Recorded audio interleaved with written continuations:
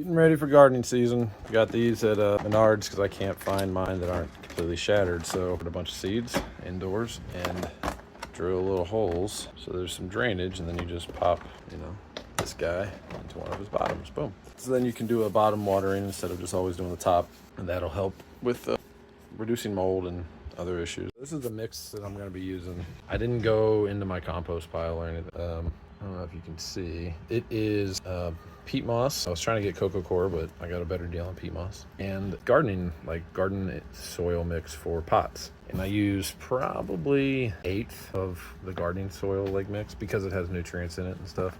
You don't want too much nutrients when you're starting plants, especially when they're really young. Too much nitrogen will just burn them up. And I'm going to mix all this together with perlite. Yep, I had a huge bag of this stuff, and my dog, and I'm talking like a 4-foot tall bag, and my dog decided that he was going to rip it all the way across the yard when we first kind of got him, when he was still a puppy, but when he was a younger puppy. And he was a big dog, so he grabbed it, and I come outside, and there's just little white specks everywhere. So, all right, now that I got this cut open, you see this stuff is perlite, and this is a tinier kind of perlite.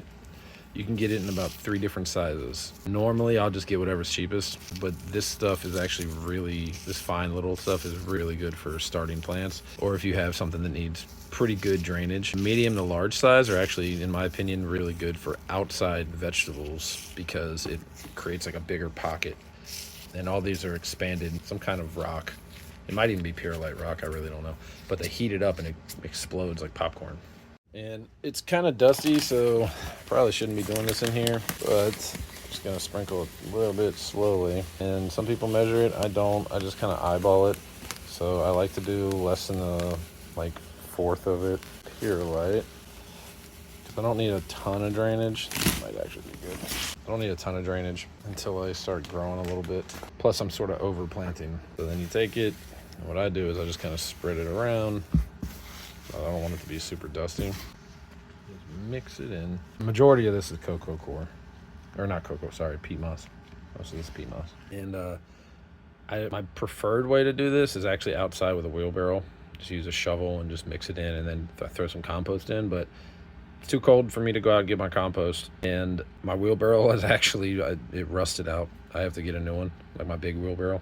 So what I do with this is just kind of break it up in my hand. Any big pieces I throw away, because you don't really want the big pieces. It kind of makes it more difficult. So some people strain it. I don't. I just get the big pieces as I feel them, toss them out. Because there's no reason to waste your time straining through it. It doesn't matter. It's not that much. The roots are going to go where they're going to go. I like to sort of pile it up on one side, try to mix it in a little bit at the top, especially if I'm mixing in a bunch of different stuff. And you just move it straight down, push it to the side. And you want to mix this stuff before you get it wet, because if you don't, so you don't want it to be a pain in the butt, giant sticky mess. And I'll do this, a couple more times until I feel like it's fully integrated. I'm trying something new this year. I'm actually using AI to try to help me organize myself better instead of just going, what am I going to plant? So this is essentially what is going to be for my spring season to either start or transplant or whatever. So we're going to focus on these ones because it's the beginning of March. So we're going to do these guys. And I'm going to probably double most of these in the ground. Now these are like how many I want outside of each one. So I'm probably going to double each one of these and see what happens. Now, this isn't the best way to do it, but it's how I do it sometimes. You get a cup, some kind, and you just pour it in. It's nice and fluffy, mixed. But you want to fill it up so there's probably about 1 inch or so of space. So then should get around. Oh yeah, actually I should probably, you know what? Probably just do this inside of each one of these little things because they're going to fall down the hole, start leaking everywhere. So yeah. So that makes the most sense. Just put this one inside of these other ones and then spread it out like this. Get a spray bottle and spray it down. The first couple passes are really just kind of like getting it to settle. Again, that's why I do this outside. I got a hose, much easier. Forearm workout right here. It's all a little bit wet. This is why I don't wet it before, because this is a pain in the butt. Mix it around, try to even it out a little bit. What I might do is you take another container and you smoosh it down. But you take it, put it on top. Once you get it all wet, Just smush it down a little bit to help even it. Once you get it smushed down, just make sure that it's not too crazy in any spot. Let her go with some water. You want to have a nice, really wet place for your seeds to really just like settle in. But I'm gonna look through all my seeds. I sort of organized them the other day, and we're gonna pull all these guys out. And I'm gonna do a couple, show you how I do them, and then I'm probably just gonna do the peppers and stuff because that's what most people will probably have. But I'm gonna double every single one of these so that I have enough, you know, because there could be a failed germination or I mess something up or whatever. Here is one of my seed official packet container. This isn't even all of them. I mean, I've literally, like right here. So, these are cantaloupe seeds from last year. So yeah. All right, so bell peppers are on the list. What I'd like to do, if possible, is any seeds that I have saved in the past. Now, if they're older than 5 years, I tend to try to just use a whole bunch of them and then I just thin it out. I'm gonna look through here and find some, and then we're going to plant. All right, so I'm gonna use a combination of these and maybe some sticky ones for the few that I have less of them. So when I'm doing these, because I'm gonna thin them out, I kind of space them very close. So we're gonna do this. I try to keep it about 1.5 inches away from the side, and we're going to slide it all the way down. It's just really, you're just making a little furrow and side to side. Some people do it just lay them straight on top because we're gonna cover them up anyway, but I like to make a little furrow. All right, and then just make sure there's a tiny bit on the bottom still, but distinctive enough that when you look at it, you go, hey, look, there's a little line. Now, as far as naming them so you can keep track, usually what I'll do is I'll take a shipping box or an old cardboard box, it doesn't matter, Amazon boxes, we all got them somewhere, and cut them into strips. You want them to be thick enough so that you can actually write on them and tell what they are, and you want to cut them in half because you're going to actually sit them upright. So I'll show you what I mean. And most of them have like corrugated. You can see these lines on them. It's a good indicator. You can just follow the lines, you know, make them straight. And like the little wings on the boxes, smaller. And these actually probably would be a good size, but it doesn't really matter. As long as it's thick enough, you can write on it and tell what it is. And you can put a got them about halfway. All right, and you see, got a date because that's actually the year that the seeds that I'm going to be using, which are right here. These are from my little container that I had of them, so we'll see if they germinate. I'm going to sprinkle some of these guys down. Now, I do want to have a little bit of space in between them, but not a whole lot. And because we have so little of them, I'm just going to do one at a time. So, plop. See, there's one. And then, now, what I might do is just save space. I'll do 2 at a time. Because if these germinate, I'm going to be kind of surprised. So that way I can give some away or sell them or, you know, something. But I want to do at least maybe like recommended, it's probably about 2 inches, maybe more in between. But since when these get bigger, I'm going to actually use this and cut them out with a knife and then transplant them to a bigger container. So, but we're just going to do this entire row, maybe 2 at a time, until we run out, and then I'm going to cover it up and spray it, and I'll show you that. All right, I made an executive decision that I never do. Since these are so old, these seeds are just from 2015 and 2017, I just sprinkled them all like right next to each other.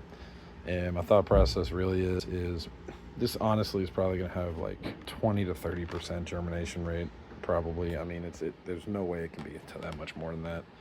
And if it is, I can either clip them or I can pull them out, you know, while the roots are still not super established, and I can just transplant them if I want to. So, all right, next step is, and one of the reasons we furrow is, you see all the stuff kind of like built up around it, and you just pinch.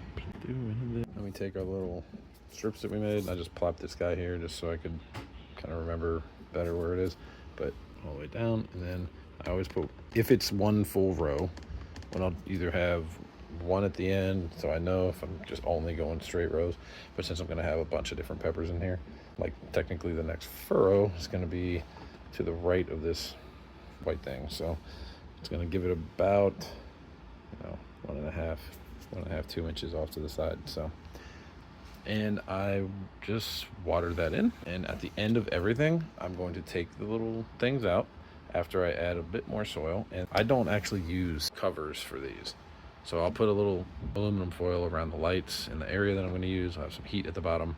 And then because it's double layered here, I can water it, like thorough watering through here. And then every day I'll just mist the top. And because there's going to be kind of a crust, it'll keep the seeds nice and warm and nice and wet. So, and they'll punch through the top in like a week and a half. And then I'll have my little seedlings. Ta-da, we did it, guys. Spray, spray, spray. And that's roughly it. I don't know. I only do this part-time. Just for reference, because I'm not going to do this for every single row, but this is a better example of how I do it. You can shift it along, but if you actually drag it and make a straight line, which I have a hard time doing, and I'm just using these dowels that I had, it's kind of a separator so I know how far over to go. I'm going to do that. So this will actually give me 1, 2, 3, maybe 4 rows. So I should be able to get all my peppers started here. All right, and here's kind of the finished product.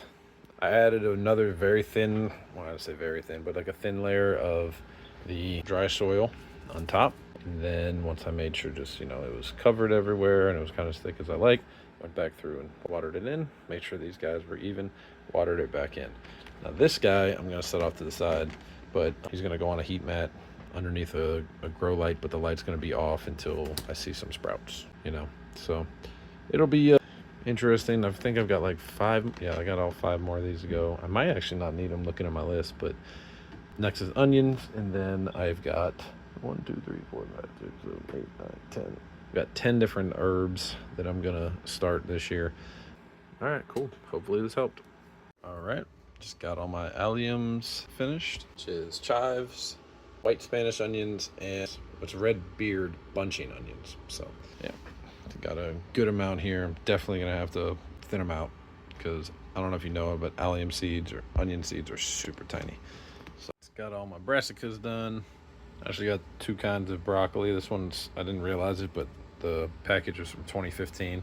And then this whole area basically split. Other broccoli that's from a couple years back. This is some cabbage and some snowball cauliflower. Should be real big. So got most of my tomatoes done. Got some super beef steaks. Got some Rio Grandes, kind of like aroma. And then we got some disease-resistant aromas. And right here, supposed to go some more beef steaks, but I can't find them. So my tomatoes, at least for the first initial crop, is going, and I'm gonna succession plant here in a couple weeks for the aromas.